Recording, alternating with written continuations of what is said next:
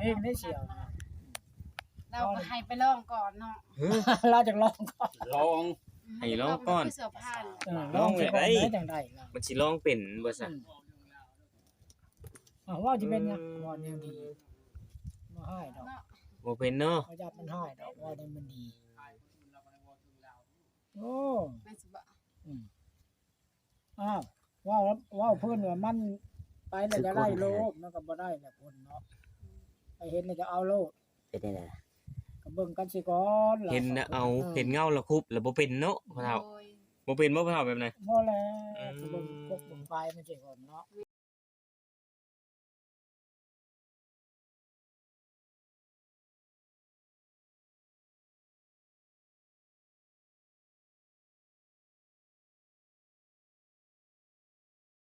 บ่กบเบิ่งปลาย เป็นจังได๋ ลงไปสาเหตุติ ไปเห็นแล้วเอาโลภมาปฏิกันเลยหั่นเนาะ เออ น้อยแน่นั่นแน่นี่ ชาวนางสิให้หาหยังสู่ตู้พายกินมื้อนี้ ตุไผ ตำหุงเนาะคันว่าเราสิกินเนาะ สิตำมะละกอ กินน้ำบดหมู่นี่แหละ ตุไผ อ้าวเราอยากตามให้เจ้ากิน ตุ ก็ ไผ กิน กับ โต สาวนางนี่เห็นกันดนนะบ่นี่ เห็นแต่โดนแล้ว ไผเห็นไผก่อนน่ะ กะตัวเองเลยมาหาเราก่อน โอ้ หาเลย โอ้มายามน้ำสิบกนี่เนาะลงมาเต็งแหโอ้ปลาดุกลายได้น้องล่ะ หลายแล้วป่าเบิ่งทรงนี่ ปลาดุก เห็นแต่ผู้ใหญ่มีผู้สาวน้อยพุ่น โอ้เราเห็นคอยเห็นก่อน ค่อยก็เห็นแต่เรามีแต่ผู้สาวน้อยได้ เอาแล้ว ไปถ่ายคลิปกับเรา ตอนนั้นสาวนางไปหาเราบ่ แม่น ตอนเรามีผู้สาวน้อยนะ แม่น ปอ สนางไปหาอยู่บ้านคนได้บ้านอยู่ แม่นบ่ตุภาย คนได้อยู่บ้าน บ่คิดว่าเราสิได้มาหาเนาะ แม่น เรา สา ไป วน้อยก็เอ้ยน้องเขาเองอยู่แหละตอนนั้น แม่นบ่ แม่น โอ้พี่น้องเดียวกันเองเด้อพ่อตุภาย แม่น เจ้ารู้จักจะบ่ประตูยังบ่จักชื่อ จังว่ากะลายเลยเนาะพ้องนั่นพี่น้องกับเจ้า เออ บ้านแม่เท่าทวดก็แม่ถ้าเพื่อนอยู่ใช้เลยว่าเท่านานตายเขาก็มาครอบอยู่พี่ได้ แม่น อันเฮือนนั่นจะปูเขาน่ะ อืม บ้านแม่นบ้านแม่เท่าทวด สา นั่ วน ง แห เรา ละ ไปถ่ายคลิปได้ตอนเราเอาเมียน้อยหั่นแม่นางไปถ่ายกับไอพอนตอนนั้น ก็บอกพอพวกนี้ยังบ่ได้เฮ็ดคือบ่นอนยังบ่ได้เฮ็ด พวกเจ้ายังบ่ได้เฮ็ดหรือว่าเฮ็ดหรือบ่ฮู้ตอนนั้นเนาะ เฮ็ดคือกัน อาจจะบ่ฮู้เนาะพ่อเนาะ แต่ว่ายังบ่ได้มาเขตนี่เนาะ อาจจะยังบ่ฮู้จักสาวนางเฮาเพิ่งสิฮู้จักสาวนางแม่น วงหนึงนี่เนาะช่วงหน้าแล้งช่วงบ่งใดหนึงนี่ล่ะ แต่เฮาอยู่พุ่นแหละอยู่ทุ่งนาไปแล้วก็ แม่นเพราะว่าตะกี้ก็ไปหาผู้สาวพาตั้งแต่เรามีผู้สาวน้อย แม่น ตะกี้เนาะว่าเรื่องตะกี้อันนี้นะ เดี๋ยว แต่ คน ตอนนี้ ว่าเรื่องเดี๋ยวนี้เป็นจังไดเดี๋ยวนี้ ฮะ ว่าเรื่องเดี๋ยวนี้ บ่มี คนปัจจุบันต่อไป ยังหา นี่ อ นะ ยู่ยังหาอยู่บ่ ไปก็หาเพื่อภัยก็มัน สาวนางเราจะได้เด้สาวนางน่ะ สาวนางก็หาผู้ตุภายก็หาเดี๋ยวนี้ เราก็หาผู้สาวก็หาผู้บ่าวบ่ สาวนางเราให้อยากได้คนมาเกี่ยวข้าวซอยนี่ ต่างคนต่างหาเนาะพ่อเนาะ ข้าวก็งามแฮงปีนี้นะ ต่างคนต่างหาบ่ประตูพาย คนต่างหา อืม เอ้าจับมาคู่กันนี่บ่ได้บ่ ตอนนี้ก็ยังบ่ฮู้เนาะ ไม่ฮู้เรา อืม โต ว่า ยัง สิ บ่ เอาได้หรือบ่เอาบ่ได้ก็ยังบ่ฮู้เนาะ ขอเวลาอีกจักหน่อยบ่ แม่นขอเวลาก่อน อ๋อให้พร้อมกว่านี้ เพราะ ก่ ว่า อ เรา น ก็ยังบ่มีเงินเนาะพ่อใหญ่ อืม ปัญญายังบ่มี เราไปหา เงิน ก่อน แล้ว คันว่ามีคนใหม่ถ้านั่งก็สิเอาคนใหม่เนาะตัวนี้ เอาแล้วเจ้ามาเสียใจบ่ประตูพาย บ่หลีเป็นสิเสี แบ ย บนี้ต้องหาเงินมาไว้ๆคันเว้าแน่นี่ ไปแน่นั่น คันหาเงินช้าแหละมาแหละ วาง มี เป คน ล่า ใหม่ เลย มา เนาะ เอาก็สิเอาคนใหม่ เออ ก็แม่นว่าเรา คันว่า ถ้า เนาะ มา มี ก่อนเอาก่อน คัน นะ บ่มีก็ชาวนั่งก็สิอยู่โซน เรา ต่อ ก็ ไป อยู่ เนาะ คือกัน โอ้สิอยู่โสดต่อไป คันบ่มีคันมามีก็เอาเนาะ แม่ อยากได้คนมาเกี่ยวข้าวแห้งเดี๋ยวนี้ แม่น เราก็โสดมาหลายปีแล้ว เข้าสนางงามได้เนาะประตูเนาะเพิ่น หรือว่าแต่ละสนางจะว่าเบิดแน่นบ่อยาก เอาแล้ เอาแล้ว ว ก็ฟังมันแล้วกว่า 6-7 ปีแล้วเราอ่ะ อืม นี่แต่พวน มาเว้าจังซี่เฮาบ่เห็นเพิ่นมาขอ เทื่อก็ยังบ่ได้เบิดแน่นยังเทื่อก็ยัง ถ้ากัน ชาว แน่ นั่ง บ่ ยัง ฮ อ อด ยากมาเริ่มต้นเนาะตอนนี้ก็มีคนหลายอยู่ในมักชาวนั่งแต่ชาวนั่งยังบ่อยากเริ่มต้นเนาะ อันเด ชาวนั่งว่าโสดไปก่อนเนาะ สาวนางอยากอยู่โสดอยู่ยังบ่อยาก ยัง เริ่ มี ม ควา ต้ ม น หวัง ให ใน ม่ ตู้พาย คือว่าเนาะคันว่าเอาก็ยันแบบยันมันแบบเป็นไปแล้วเนาะเอาแตะกี้ก็ไปแบบมันบ่รอดแล้วตอนนี้ก็แบบโสดไปก่อนเนาะ อืม คันมาเอาก็ยันแบบเป็นคือเก่าอีก อือฮึ คันว่ามีคนฮักจริงใจสาวนางก็สิเอาคันแบบฮักแล้วแบบบ่จริงใจสาวนางบ่ ว่า เอา เจ้าและใจเขาเจ้าอยู่ในพุ่นเนาะจะปฏิชอกเห็นเนาะ แม่นเขาปะสาวนางอีก ว่า เนาะ ว่าบ่เป็นแน่ๆน่ะ ตอนนี้ก็ เห็น ยัง บ่ทุกทายว่าบ่เป็นบ่เลยนะ ว่าบ่เป็นแล้วเนาะ โอ้ ว่าบ่ป้าแล้วเวลาหมัก แม่น ได้กันมากอ่ะ เวลาเปิดกันก็ไปนำ ไปอาลานเลยติ ไปอะไร ทางไผทางมัน ตัวนี้ลีกบ่ได้ดอก อืม มันยังบ่ฮอดฉะนั้นยังบ่ปรุงนะว่าง่ายๆเสีย มีอยู่คนมักสาวนาง มักมันก็บ่เอามันบ่ฮอดแน่นมัน หลายคน หลายคนตอน อยู่ในนี่กับผู้หนึง แม่น ก็คือตู้พาย แม่น แล้วก็มักคือกัน แน่นแน่นยังบ่มาฮอด คนมักเบิดแต่สาวนางก็ยังว่า เออ สิเอาได้แล้วเอาไปได้สาวนางก็ยังแบบท่าเบิ่งก่อนเนาะเอาไปแล้วยันมันคือเก่าเนาะ โอ้ ยังบ่ตัดสินใจเนาะ แม่น ต้องคุยก่อน โดย เราต้องคุยก่อนตู้พายว่าในใดเนาะ ตู่พายมาคุยจนเมื่อยเนาะตู่พาย เอาแล้วแต่ไม่ยิ่งนะ สามเถื่อมาล้มแล้วบ่ทัว เขาอยากเอาก็ไม่ยิ่งเนาะมันจะเอาได้คนเนาะ เอาผู้เดียวบ่เป็นเนาะ เอาพอดีบ่เป็นไม่ยิ่งยังก็อยู่ในไม่ยิ่งเบิดก็จะตัดสินใจเนาะ แม่นบ่ เอาก็แม่นนั่น ตัวมือข้างเดียวบ่ดังบ่ บ่แล้ว เอาแล้วประตูพายว่าแล้ว ช้ำสาวนางนี่พอเอาได้บ่สมมุติว่านี่ เอาได้อยู่หั่นแหล้ว สาวนางบัดว่าให้เจ้าไปหาเงินก่อน อืม ขะดองนี่เอิ้นหลายอีดีบ่สาวนางจังบอกให้ประตู นั่นแหละ พายไปหาเงินเรามีเงินหลายอยู่แล้วเดี๋ยวนี้นะ อันนี้ค่าดองนี่ก็ถามทางพ่อแม่เด้อนี่เฮาก็บ่ฮู้นะเฮาสิลดลง สาวนางตัดสินใจเองบ่ได้ เพราะว่าพ่อแม่เนาะ เพราะว่า ค่าดองนี่ก็เบิ่งทางพ่อแม่ ชุดแล้วแต่พ่อแม่ อืม เพราะว่าพ่อแม่เพิ่นเลี้ยงดู แม่ มาเลี้ยงดูปูเสื้อ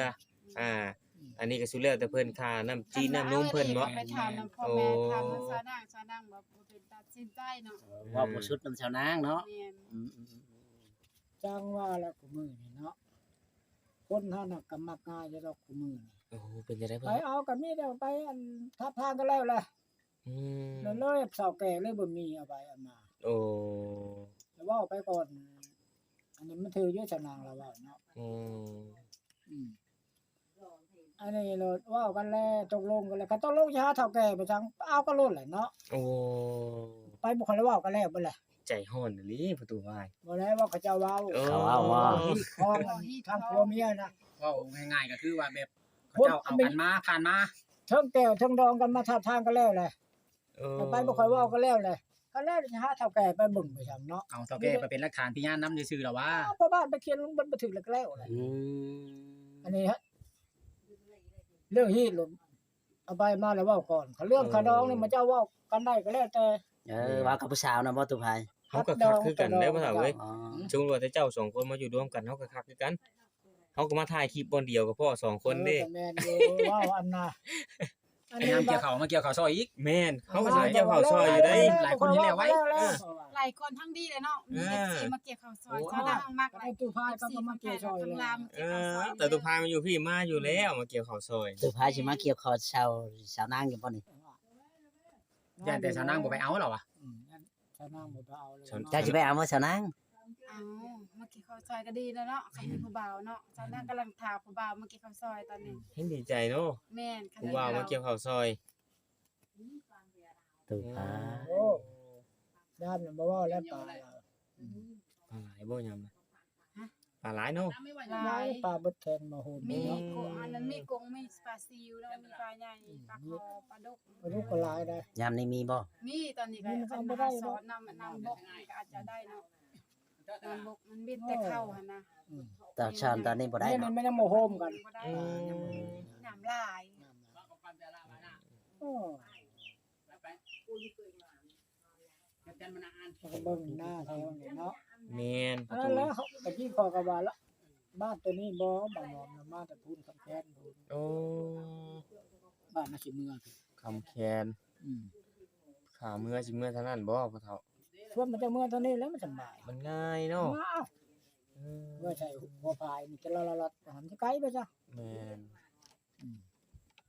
จะได้ออกใส่ จะออกสู่บ้านเจ้าง่ายเลย อืม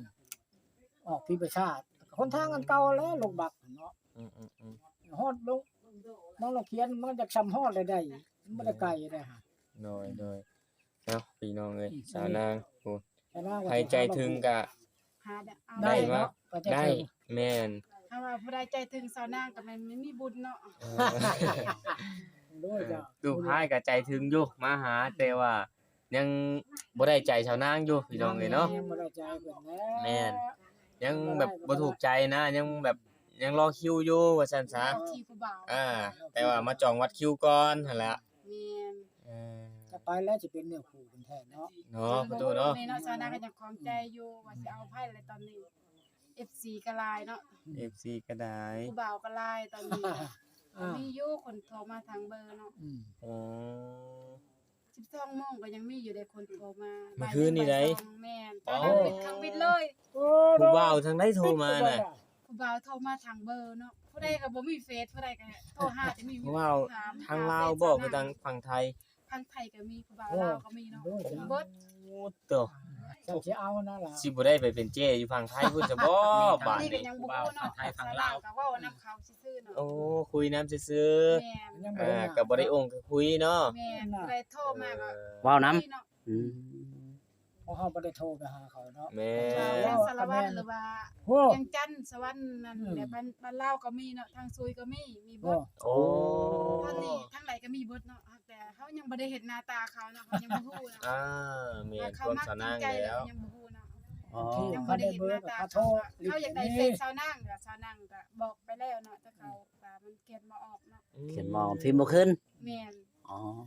นั่นเทื่อกับ หา เขาได้ ค เบอน ร์กับ หา เขาโทร บ่เห็นนั่นแหละพี่ ยอ น้อง ม เอ้ย เอ้ เนาะ คนเนาะก็ว่าบ่ได้ดอกเรื่องน่ะ ชาวนางจนหลับสายบ่ไหว 50ปลายเนาะมีผู้บ่าวแต่ละมื้อเขาโทรมา 50ปลายชาย อัน50อายุเขามีแต่ โอ้โห อายุ50ปลายแล้วอะ เดี๋ยวว่า50ชายมื้อหนึงโอ้ให้กว่าตุก้อนนะบาด 50มันก็หลายได้คำว่าสิรับสายบ่อื่นชาวนางบ่ได้รับสายชาวนางแบบชาวนางบ่ได้ถือโทรศัพท์นำชาวนางตาอยู่เฮือนเนาะชาวนางบ่ได้สนใจในโทรศัพท์ อื ชาว ม นา เนาะ ปลาเมียนในเฮือนเนาะแม่ เว้น บ่แม่หันรำคาญเลย เวลาไปเฮ็ดเวียกบ่ แม่ชาวนั่งไปเลี้ยงงัวเป็นควายเนาะ อ๋อ ครับบ่วันบ่ไหว แม่ฮัดแต่ตอนแรก ฉะนั้น ตอนแรกแล้วครับ คนหนึงโทรมานี่เพิ่นลบน้ำหึงบ่ ยังเถือเป็นสมองเนาะ อ๋อ จ้ะ ตึ เว้ากันหยังแน่นี่ เว้ากันหยังนำ เขาถามชาวนั่งมาเอาตาพายหรือตาก้อนเขาเห็นคลิปผู้ใดกับของใจเนาะชาวนั่งก็เลยตอบเลยบ่ได้เอาเนาะตัวนี้ ยังถ้า ชาว ได้ นั่ง เอา ยังโสดเนาะ มีแต่ถามแบบนี้ก่อนบ่ แม่นผู้ใดกันเนาะ เพิ่นก็ต้องแบบว่าถามแบบนี้ก่อนอยู่แล้วเนาะเพราะเพื่อว่าความมั่นใจเนาะ เออ สิเข้ามาจีบสาวนางเด้ แม่น ว่าสาวนางเอาผัวแล้วบ่แบบนี้นะ แม่น เชื่อว่าก่อนไปจันทิศเนาะ แม่น บ่ ชาว แล้ว นั่ง เขา ก็ ก็ ยัง พู บ่ ด ได้ แล้ เอา ว ชาวนั่งยังโสดเนาะ สาวนางยังโสดอยู่ ยังโสดทาผู้บ่าว อ่า ยังบ่ได้เอาไพ่ตอนนี้ชาวนั่งก็ยังของใจว่าสิเอาคนอื่นเนาะ โอ้เสียใจแล้วบ่ต่อไปสิเอาคนอื่น บ่เหลียวบ่เสียกันแล้วนะ บ่เอาว่าตุพายนะ ก็บ่ ทุกค ว่าน นี่บ่เอาเอาผู้อื่น บ่แม่นเนาะก็ยังบ่ปฏิเสธเนาะ อันนั้นบ่ได้ปฏิเสธตัวนี้ เอ เด้อ อ ยังบ่ได้ปฏิเสธยังมีหวังเด้ ทางนี้ก็ ยั บ ง อก มีหวังอยู่ FC ได้จังหน่ เนาะ อยอ่ะ เอ็น บอก FC ก็ของใจอยู่เด้ ก็คือสาวนางว่าทุกคนนี่มีหวังแล้วก็มีชีวิตเบิดนะ ในตอนนี้สาวนางยังโสด เรายังบ่ได้ ขอเพียงแต่ว่า ตัดสินใจว่ามักผู้ใด แม่น ตัดสินใจ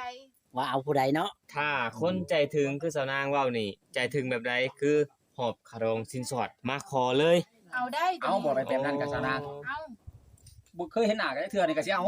คันมีเงินเนาะไปขอแล้วก็เฮ็ดหน้าแต่บัดนั้นแหละเนาะเฮ็ดหน้ามัน เห็นหน้าบัดเดียวเอาเลย เห็นหน้าทีเดียวเอาเลยมันสิ อันนั้นคือคนใจถึงเนี่ยน่ะ แม่นคันเข้าใจพร้อมมาหาเนาะ อืม คำว่าใจใหญ่อันนั้นเนาะ โอ้ ใจใหญ่ใจเกินร้อยเนาะ แม่น หอบเงินมาแต่งของบ้านเลยว่าซั่นน่ะ แม่ มี น เมียบ่ยัก มีเมียบ่มีเมียบ่ฮู้ บ่ฮู้เลย มันบางเทื่อเขาลอยเมียมาได้ค่ะ พูเนาะ เขาลอยเมียมาอยากเอาซองได้ค่ะชาวนาง เอาร้อยเมียเขาเอาเงินเขาก็ดีแล้วเนาะ เออ เอาเมียเขาเนาะ อยากมีเมียก็ยาแล้วเนาะเจ้าว่าจะบ่มีเมียแม่นพอแล้ว เขาก็ยังบ่ฮู้เนาะตอนนี้เนาะ เรื่องบ่ฮู้ ยังรอเนี่ยรอคิวเราอ่ะ ยังรอยัง รอ ยังบ่พอยังบ่เจอ ยังบ่เจอนะ ยังบ่เจอผู้บ่าว ยังบ่ ถ้า เจ จริ อง ใจ ใช่ บ่ แน่ ล่ะ นี่ ใช่แน่ยังบ่ฮอดว่าง่ายๆใช่ แต่ ปะ ยังบ่อันนั้นแหละ แต่ใช่แน่มาฮอดมันบ่ได้ยากนะนี่ใช่แน่ยังอยู่ไกลนะเรา แม่น ใส่ในดินแก่นเด้ สายแน่นนาแก่น ใช่แน่หน้าแก่ยังบ่ฮอดอ่า บ่ได้ สายแนนยังบ่ทันมา ยัง บางเทื่อ ตามเลยก็ได้ไปอ่ะอย่าว่านั่นน่ะขอยสิไปถ่ายบรรยากาศตอนชาวนางไปเอามาคุ้งมาหยังชาวนางตามมาคุ้งเนาะ โดยอยู่ตาม เพราะว่าก็ได้หลายคลิปเต็ม ประ แล้ ตู ว พายกิน เจ้ากินได้บ่ประตูพาย ได้หั่นแหละประชาตามก็ได้ อันแล้ว เอ้า ตาม ให้ ก็ ประ ได้ ตูพายไปต่อยมาคุ้งเลยเป็นได้นี่ กับชาวนางนี่ แม่น ฮะ ๆเราครับบ่ ไอ้ชา ถ้า นา ล้มในเท่ากัน